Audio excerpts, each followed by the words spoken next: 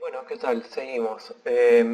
Lo que vamos a hacer acá es presentar el teorema central del límite, también hacer la demostración y tratar de entender qué es lo que nos está diciendo. Sí, acá ya tengo anotado el enunciado y también algunas cuestiones adicionales más abajo que ahora les comento que nos van a servir para hacer la demostración. La demostración es con las funciones generatrices de momentos, así que vamos a poder usar todo eso que estuvimos viendo. Así que nada, vamos por el enunciado primero. Sea x1, x2, x3, etcétera, una sucesión de variables aleatorias I y D, si las variables aleatorias son independientes e idénticamente distribuidas, y esto es importante, si esto es similar a lo que pasaba en la ley de los grandes números, yo necesito que las variables sean independientes entre sí y que tengan la misma distribución para poder usar al menos esta versión del teorema central del límite. Si esto es importante, entonces necesito cierta independencia entre las variables aleatorias. Bueno, acá todas tienen media o esperanza igual a mu y todas tienen varianza igual a sigma al cuadrado. Sí, la misma porque son todas idénticamente distribuidas. Esperanza y varianza son números finitos. Entonces, esto que está acá, que ahora les digo que es, converge en distribución a una normal estándar. ¿Sí? Esto que está acá es el promedio muestral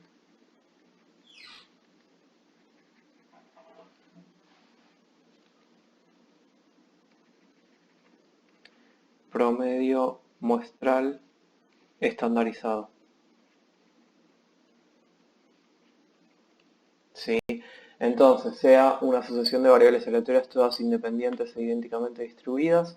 Entonces, si yo agarro el promedio muestral, que es x raya, y lo estandarizo, esa cosa converge en distribución a una normal. ¿Sí? Entonces, acá es importante, el teorema central del límite no me dice nada sobre eh, el término general xn de esta sucesión. O sea, de esto yo no sé nada. Me dice cosas sobre el promedio muestral, me dice cosas sobre x raya, a medida que yo agrego más términos. Sí. Algo parecido como lo que pasaba con la ley de los grandes números. La ley de los grandes números no me decía nada sobre xn. Me decía que el promedio muestral se acercaba mucho a mu. Sí, pero no decía nada sobre la sucesión en sí. Y acá va a pasar lo mismo, sí. Recuerden que el teorema central del límite me da una distribución para el promedio muestral estandarizado. ¿Sí? También recuerden por qué esto está estandarizado, esto lo hemos visto en algún momento.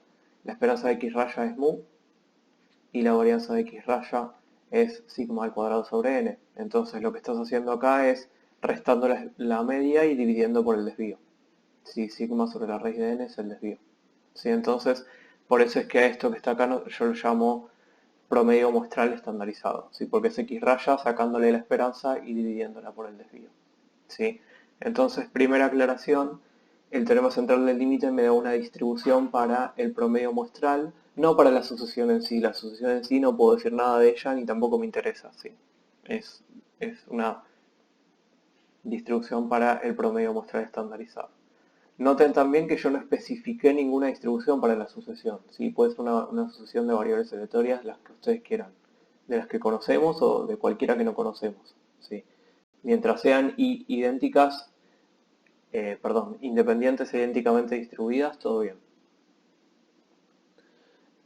Bien, y por último quería analizar antes de seguir esto de acá.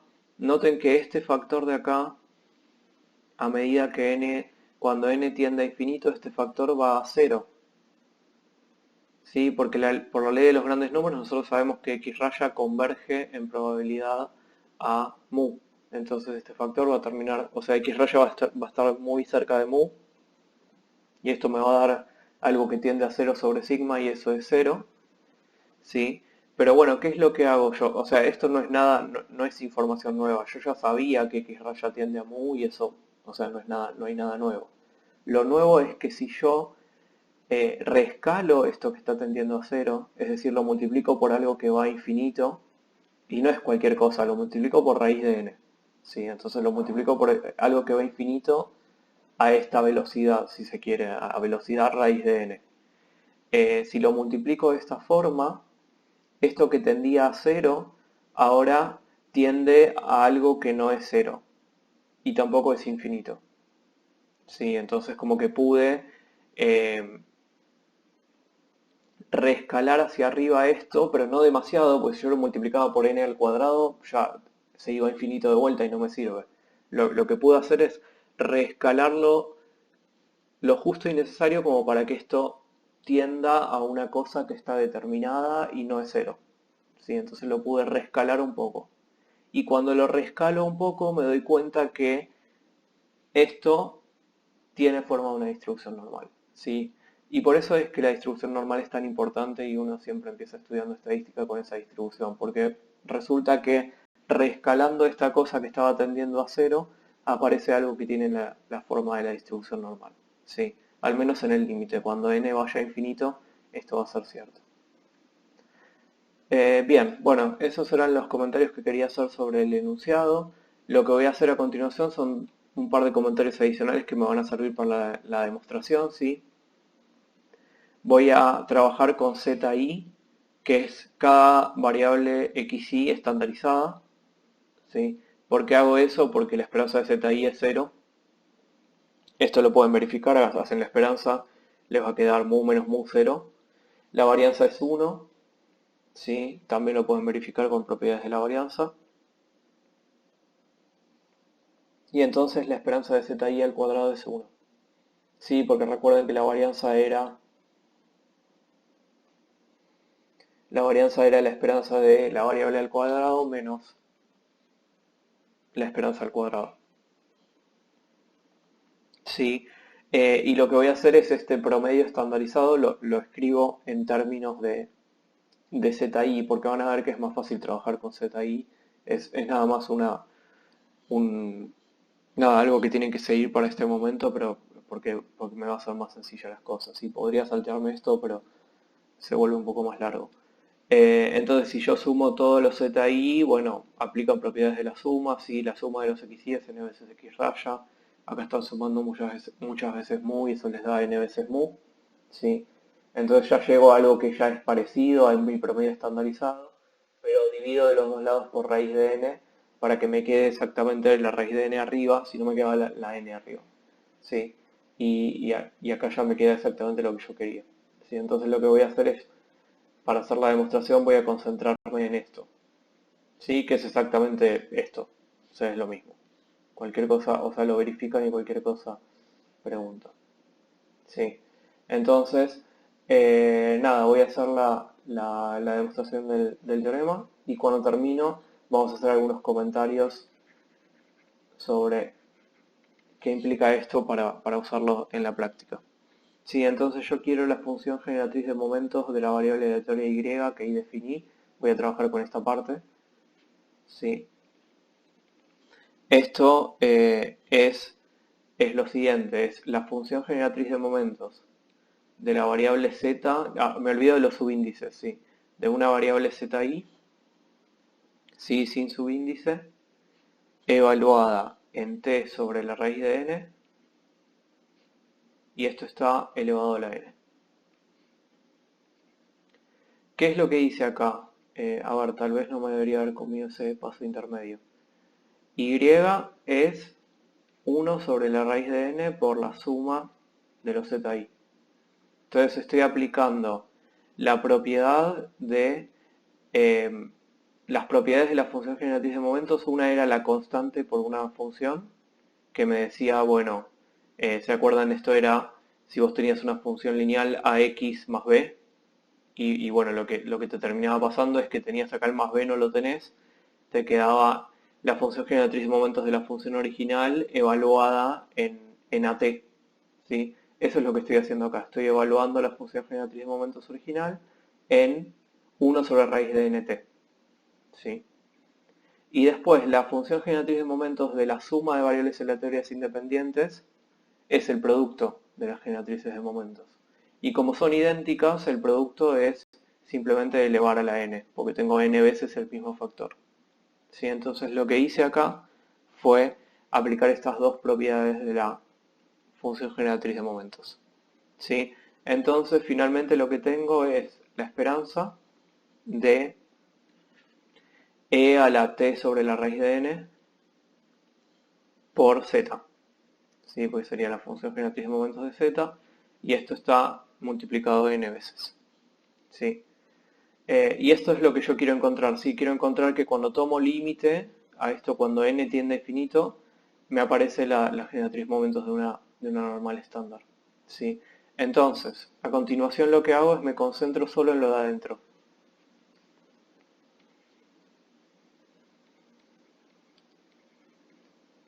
Sí, me concentro solo en lo de adentro, después aplico esperanza. Primero me concentro en lo de adentro. ¿Qué hago con esta cosa? Uso el desarrollo en serie de la función exponencial. Sí, esto es 1 más el exponente sobre 1 factorial más el exponente al cuadrado sobre 2 factorial más el exponente al cubo. Esto sería n a la 3 medios sobre 3 factorial más el exponente a la cuarta sobre 4 factorial más y así sucesivamente siguen. ¿Sí? Hago el desarrollo en serie de e a la ESO, que me queda, bueno, el exponente a la 0 sobre 0 factorial, el exponente a la 1 sobre 1 factorial y así sucesivamente todos los términos. ¿Sí? Bien, ¿qué voy a hacer a continuación? Le voy a tomar esperanza a esto. ¿Sí? Entonces hago la esperanza de lo que está a la izquierda. Tiene que ser igual a la esperanza de lo que está a la derecha. ¿Sí? Y ahora voy a jugar un poco con esto y aplicar propiedades de la esperanza. La esperanza de la suma es la suma de las esperanzas, así que la esperanza de 1 es 1. Miren este término. T y la raíz de n no son aleatorios, así que salen. Y la esperanza de z, de cada zi, sí, para esto hice esto, la esperanza de zi es 0. Sí, así que este término se me va, porque es igual a 0. Más, acá, ¿qué cosa no es aleatoria? T al cuadrado no es aleatoria sobre 2n. Sí, 2 factorial n. Y después me queda la esperanza de z al cuadrado, pero la esperanza de z al cuadrado es 1. Sí, para esto me sirve esto. Entonces acá estoy usando, acá que usé que la esperanza de z es 0, y acá estoy usando que la esperanza de z al cuadrado es 1. Y sigo, acá voy a tener t al cubo sobre n a la 3 medios sobre 3 factorial por la esperanza de z al cubo. Sobre esa no sé nada, así que la dejo así. Más t a la cuarta sobre n cuadrado por 4 factorial por la esperanza de z a la cuarta. Tampoco sé nada sobre ella, así que la dejo y esto va a seguir. ¿Sí? Pero por suerte me pude sacar un par de esperanzas de encima del principio, dado que yo ya conocía la esperanza de la varianza de las variables aleatorias. Así que me pude sacar algunas cosas de encima. ¿Sí? Bien, seguimos. Acá sigo teniendo lo mismo. Sí, sigo teniendo la esperanza de e a la t sobre la raíz de n por z. Si de este lado no cambia nada. Acá voy a tener 1 más todos estos términos, pero todos estos términos tienen algo en común. Si tienen en común 1 sobre n. Así que les saco eso factor común.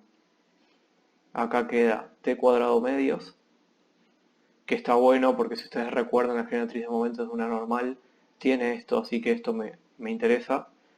Acá queda t cubo, esperanza de z al cubo, eso va a quedar, sobre n a la 1 medio, porque ya saqué una n por 3 factorial, más t cuarta, esperanza de z cuarta, sobre n por 4 factorial, y esto sigue, si de todos le saco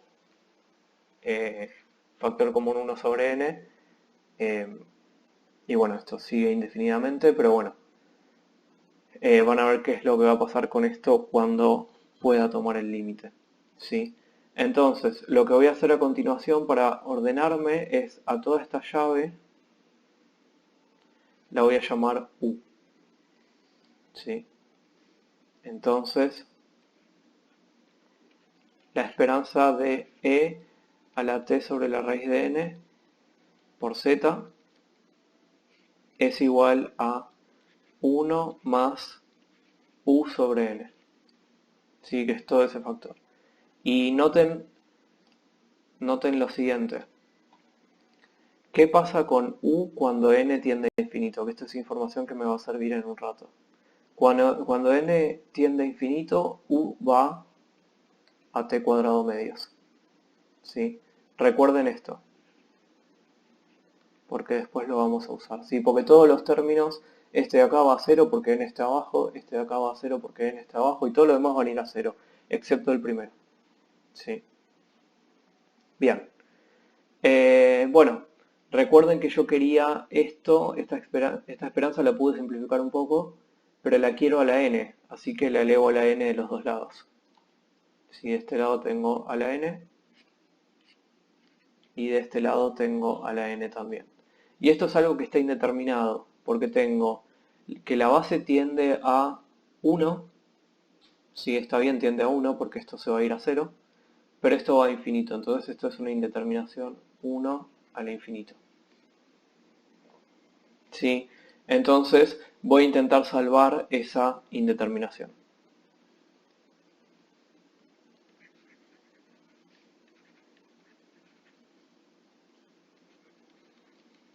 Por ahora estoy copiando, sí, estoy analizando el límite de esta cosa.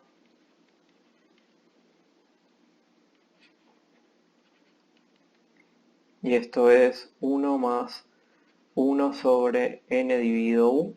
Paso la u para ahí abajo para salvar la indeterminación. A la n. Y necesito hacer aparecer a la u acá abajo. Entonces dividir y multiplicar por u. Sí. Y ahí puedo salvar la indeterminación. Si yo tomo límite, acá me queda que todo esto es e. Entonces esto termina siendo e a la u. ¿Sí? Pero u a dónde iba, eso lo anotamos en algún lugar. U iba a la t cuadrado medios. Entonces esto es e a la t cuadrado medios. Y esto es la función generatriz de momentos de una normal, estándar.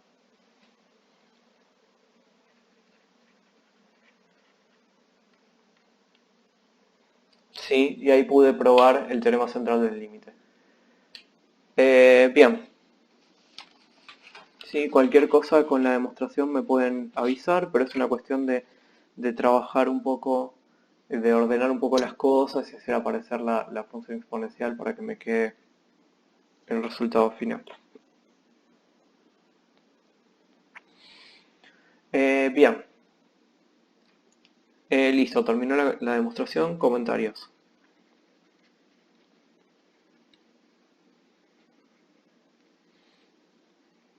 El teorema central del límite y la ley de los grandes números también funciona o es válido solamente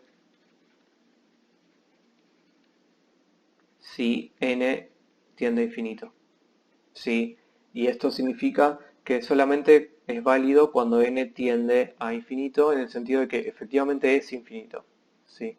Entonces, la pregunta que surge es, ¿qué pasa si n no es infinito? Que es lo que nosotros solemos tener. ¿Sí? Y bueno, ¿qué es lo que pasa en este caso? Muchas veces podemos usar aproximaciones.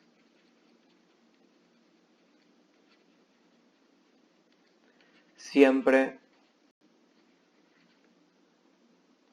teniendo en cuenta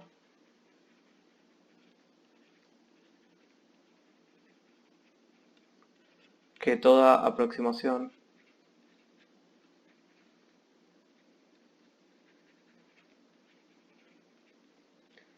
tiene cierto nivel de error.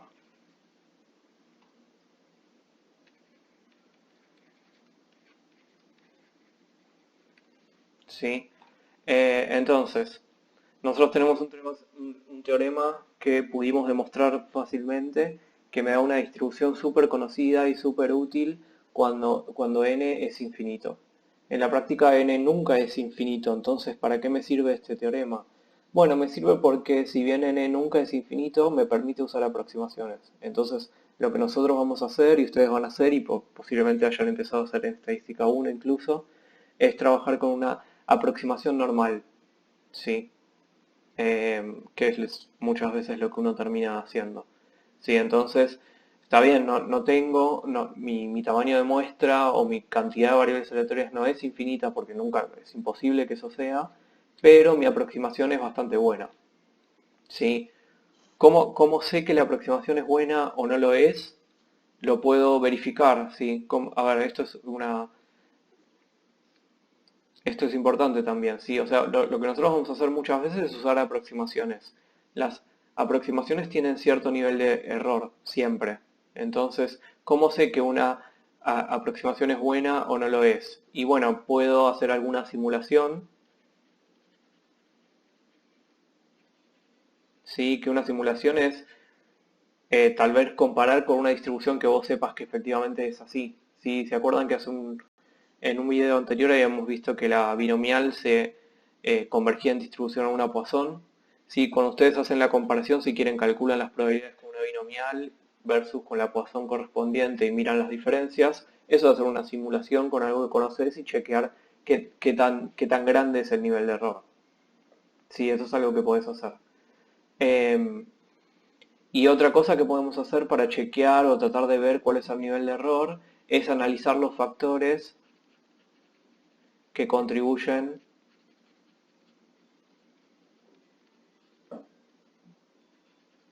a que la aproximación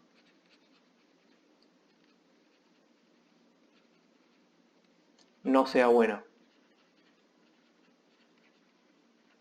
¿Sí? Hay algunos factores que hacen que la aproximación sea mala, en el sentido de que como que te da bastante, el nivel de error es bastante grande, incluso cuando tenés una muestra muy muy grande. ¿Sí? Em, y por esto es que un poco me sirve la demostración del teorema central del límite, porque me puedo dar cuenta cuáles son los factores que más contribuyen a que la aproximación no sea buena. ¿Sí? Entonces voy a volver a la demostración y les voy a mostrar dónde están esos factores. ¿Sí? Están acá. Todos estos factores que cuando n tiende a infinito son 0, cuando n no es infinito no son 0. ¿Sí? Entonces todos estos factores de acá me están molestando y hacen que si yo uso una aproximación tenga cierto nivel de error. ¿Sí? En particular algunos de estos factores que están acá me molestan más que otros. ¿Sí? Y el factor que más me molesta es este de acá.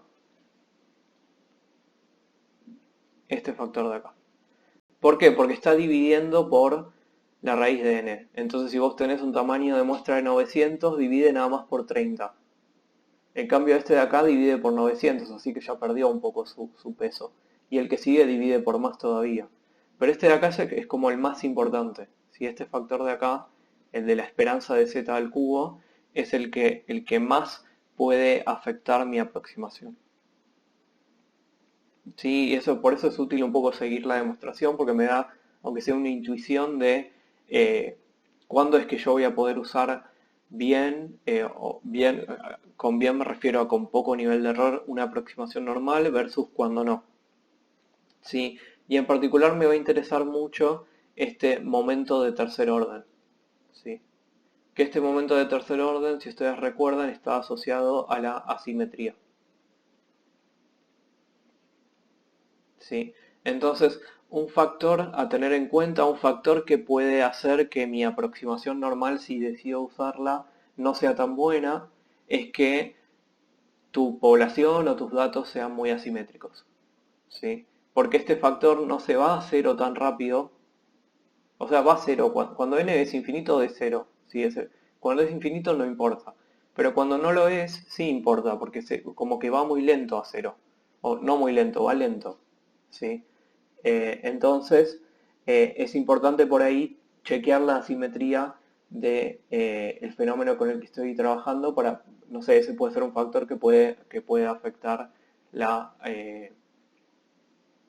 que puede afectar qué tan buena es la asimetría, la aproximación normal que estás usando, ¿sí? Y acuérdense que el momento de cuarto orden era la kurtosis, ¿sí? Y después están los otros momentos que también están ahí, ¿sí? Y también son importantes, pero el más importante de todos es la simetría, porque está dividiendo, o sea, como que tarda en perder su efecto, ¿sí? Entonces, ¿qué quiero decir con esto? Vuelvo. Puedo tratar de analizar cuáles son los factores que contribuyen a que la aproximación no sea buena, ¿sí? Entonces puedo tratar de analizar si mis datos tienen mucha asimetría para un lado o para el otro. Entonces, si tengo ese tipo de datos, cuando hago el promedio muestral estandarizado, tal vez no me da una distribución y trato de aproximar eso con una normal, no es muy parecida y me estoy equivocando, ¿sí? Entonces, estos son factores que yo puedo ir analizando, ¿sí? Principalmente la asimetría que no toca. ¿Sí? Y último comentario, no hay un número mágico que uno a veces, muchas veces, eh, por ahí a uno le gustaría tener ese número, decir, bueno, decime cuál es tu tamaño de muestra a partir del cual ya las aproximaciones son buenas. Y bueno, la respuesta es depende, ¿sí? No hay un número mágico. Si tus datos son bastante simétricos, por ahí con un tamaño de muestra muy pequeño ya tu aproximación es lo suficientemente buena y te despreocupás. En cambio, si tus datos presentan cierta asimetría, por ahí necesitas mucho más tamaño de muestra para que la aproximación sea buena. ¿Sí? Sobre esto voy a hablar en otro video. ¿Sí? Pero bueno, eso es todo lo que quería comentar sobre el teorema central del límite.